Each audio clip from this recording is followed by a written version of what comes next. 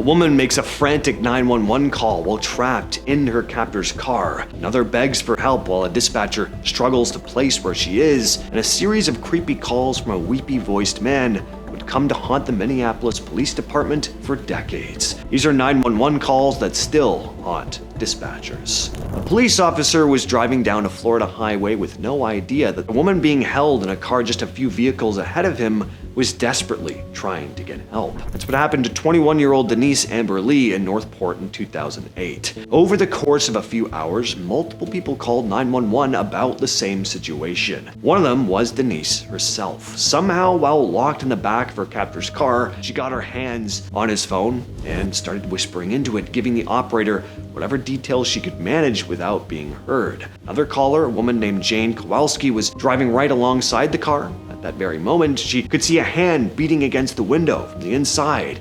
She stayed on the line, read off the license plate, described the vehicle, told them exactly what exit they were passing. And you'd think this would all lead to a pretty swift arrest and rescue, but sadly, no. The highway crossed a county line, and Kowalski's call was routed to a neighboring dispatch center. So all this critical information wasn't being passed along quickly enough. The officers were actually searching for Denise. Sadly, she didn't survive.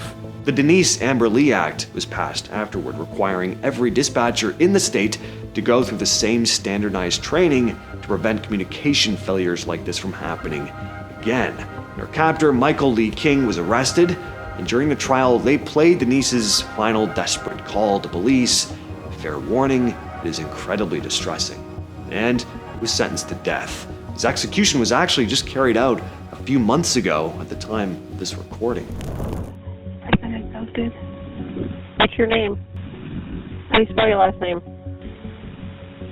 Who abducted you? Shawn.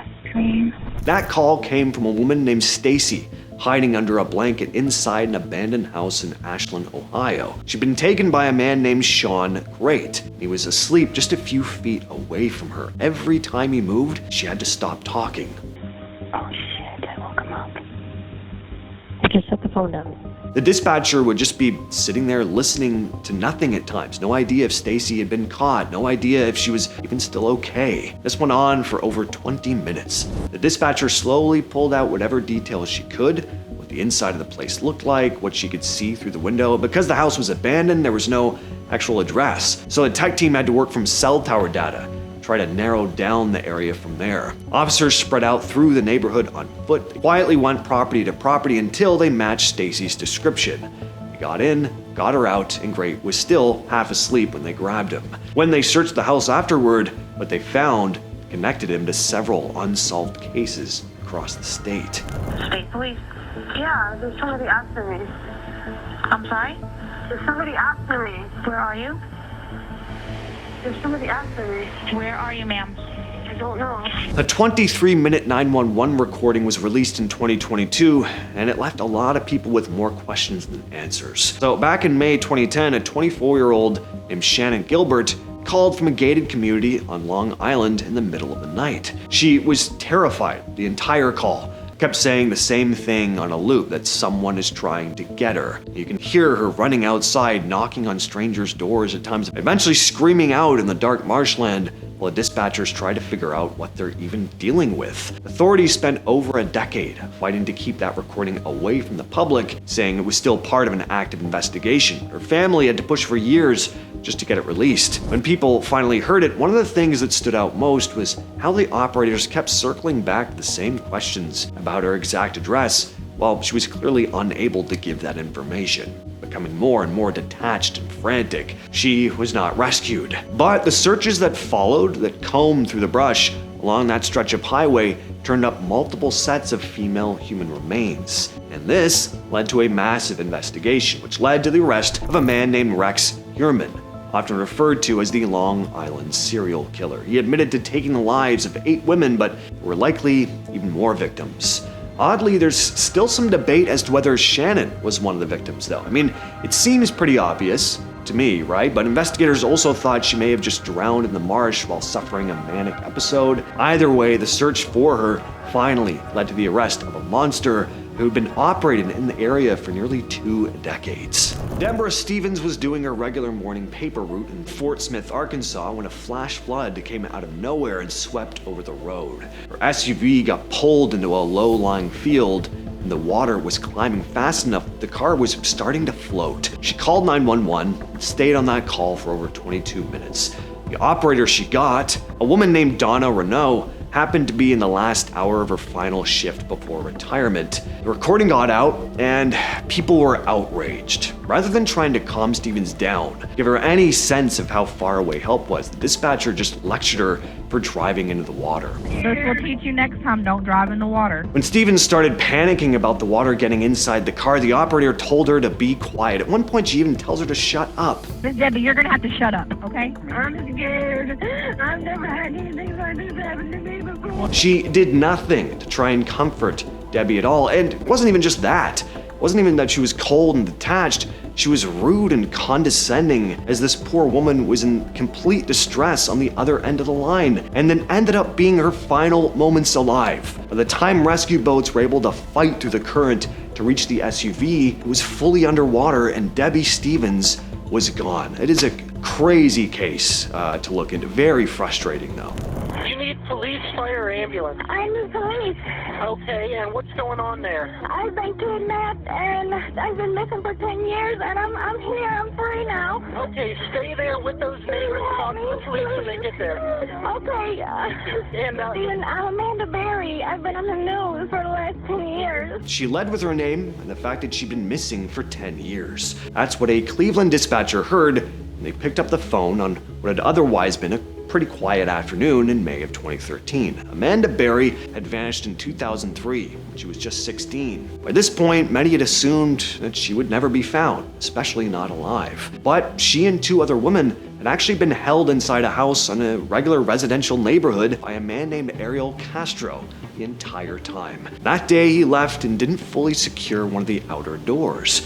Berry broke through a screen and made it to a neighbor's porch to call for help. Police showed up in under 2 minutes and got all three women out. So finally, a happy story. But the way the call itself was handled became something dispatchers now study as an example of what not to do. The operator sounded kind of annoyed at Berry's frantic state the entire call, and rather than keeping her on the line, while she's standing outside a house that she'd been locked in for a decade with the man who'd held her possibly on his way back, the dispatcher told her to just talk to the officers when they got there, and then he hung up.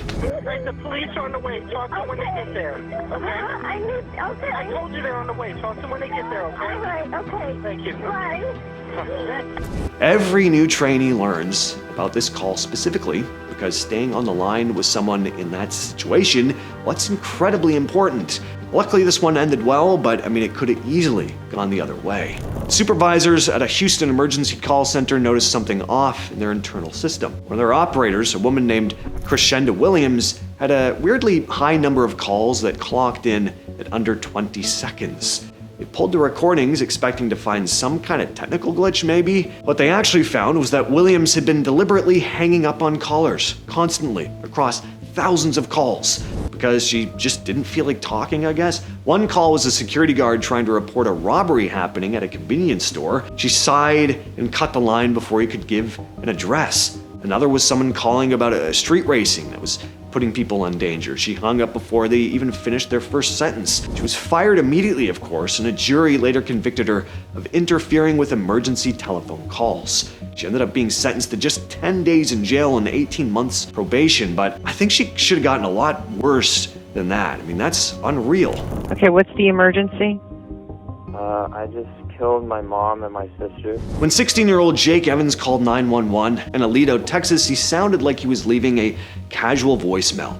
He told the operator that he just used a weapon on his mother and sister inside their home and that they were both dead, and that he'd been thinking about doing it for a while. He said he was curious what it would feel like to take a life. The dispatcher had to keep him talking for over 20 minutes while units got into position. So she just let him talk. He brought up a movie that had been in his head before it happened. He mentioned, almost as an aside, that it had gotten messier than he'd pictured. None of it seemed to bother him though. Actually, he just sounds bored by it all. Eventually, the dispatcher got him to put the weapon down on the kitchen counter and walk outside with his hands up, and he did it without any resistance. It's A really eerie call to listen to, and it's no surprise the recording gets used a lot in psychiatric training because of how clearly it captures what it sounds like when someone is just completely emotionally detached, even after committing such a horrific crime. The opening sentence of this call would come to haunt the Minneapolis Police Department for decades.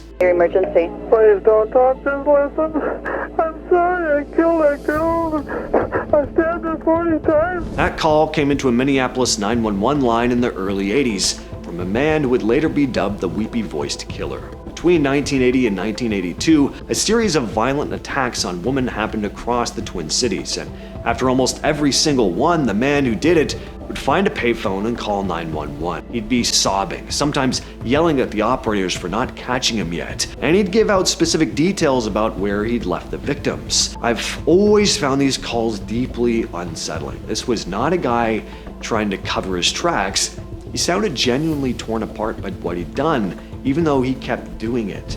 And the idea of being fully aware that what you're doing is evil, but having such a strong urge that you continue doing it anyway, that's a pretty disturbing idea.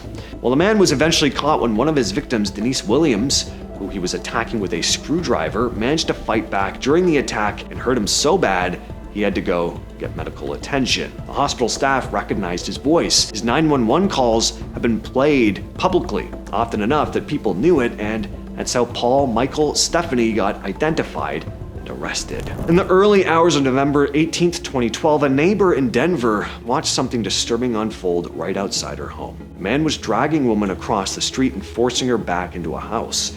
The neighbor immediately called 911. She described the woman as terrified, partially clothed, and trying to get away. Obviously a major emergency, right? Well, apparently not, according to the police. The neighbor waited. No officers showed up. About 45 minutes later, she called again. The dispatcher told her they hadn't forgotten about the call, but they were extremely busy. Officers were eventually sent more than an hour after the first report came in. When they arrived, they knocked on the door, got no response, looked around the property, and then left. More than 6 hours after that first 911 call, police got another call from the same address. This time, it was Loretta's husband, Christopher Barela. Inside the home, officers found 44-year-old Barela dead. Barela was the one who'd taken her life and was later convicted. Barela's family filed a lawsuit, arguing the dispatchers failed to treat the situation as the emergency that it clearly was. That has been the video. I will catch you, yes, you specifically, in the next one.